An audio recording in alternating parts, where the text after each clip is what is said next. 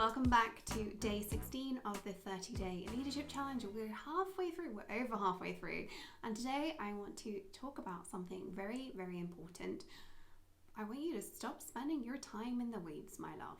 What do I mean by this? Well, there's a hard truth that we all have to learn and often have to relearn every single time we up level in our careers, whether that's because we've been given a promotion, explicitly got a new job that's actually also a promotion, or simply because our team has been expanded, the people reporting to us has increased in number.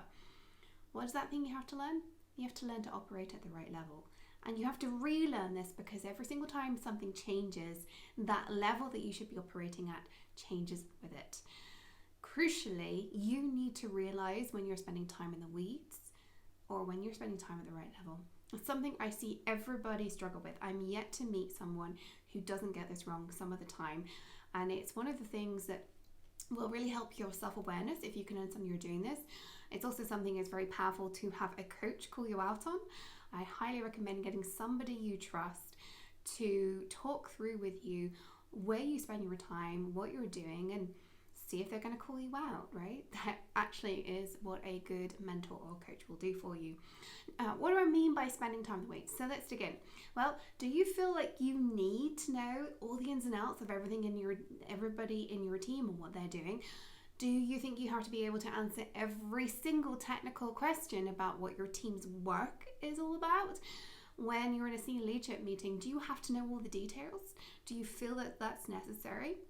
Well, here's the thing. The answer should be most resoundingly, no, you do not need to know. But most of us don't have that level of confidence. So this is actually going with confidence and self-awareness, executive presence. This one hits all of the key things. It also actually hits strategy. Because if you're spending your time in your weeds, you can't do strategy development. So it hits all of those pieces of the leadership puzzle.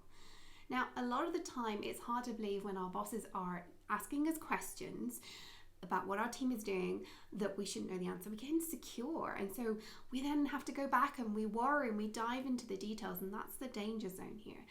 Here's the thing.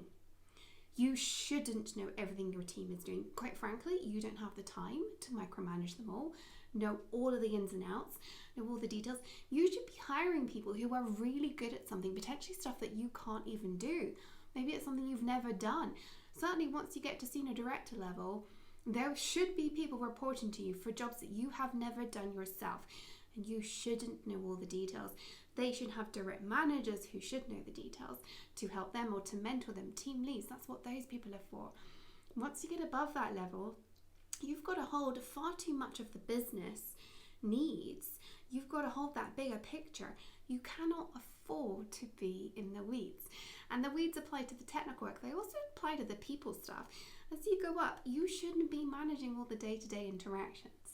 You should empower your senior leaders underneath you to hold regular meetings on your behalf.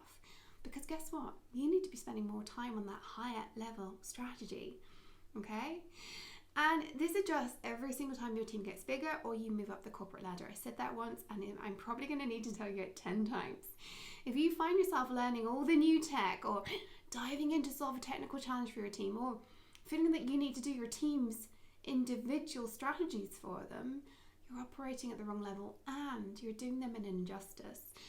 It's probably their job. Sometimes it can feel easier to dive in and solve problems for them, but how are they then growing, learning and developing so that they can step up into your shoes when you're ready to vacate them? At the end of the day, if your team is amazing, which hopefully they are, they need to be given the opportunity to be uncomfortable themselves, to learn and to grow. Do things that you can do like that and learn how to do them like that themselves. So stop diving in and solving your team's problems for them. Empower them to go off and solve challenges without you. Coach them. If necessary, if you know you're going to need to sign off on a decision, fine. Give them that decision-making parameter as a red line and say, come back to me with several options. Explain to me which one you think is best. Give them the opportunity to do some of that problem solving for you. At the end of the day, that's good for them, and it's much better for where you need to be operating in the business. Feel empowered to bring your ICs with you into technical meetings with other leadership members. That's okay, particularly when you're setting strategy. bring in the relevant people at various points. It's going to empower them. It's going to make you look better as well, because you know exactly who you need to be tapping into to get the right answers, rather than having to fill your head with all of that stuff. Now, don't get me wrong, I want you to know a lot of things, but you're going to learn a lot of things by simply being in the room with these people, right? That's your skill set at this level. Your skill set is not doing all the work for them. Do not think you have to learn everything they're doing. Whatever you are doing, learn to delegate more than is comfortable. Learn to delegate outcomes, not tasks.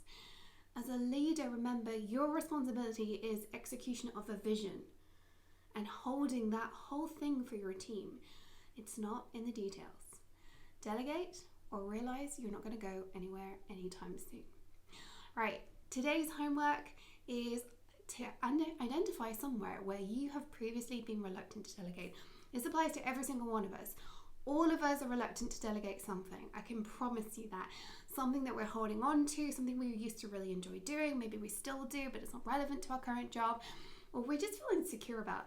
I want you to share in the Slack community one thing that you've been reluctant to delegate, and I want you to decide how you're going to empower somebody to do that for you instead. What meeting are you going to step back from? Who are you going to empower and how? Whatever it is, I want you to step up and delegate one new thing in the coming week. Share in the Slack community what that one thing is going to be.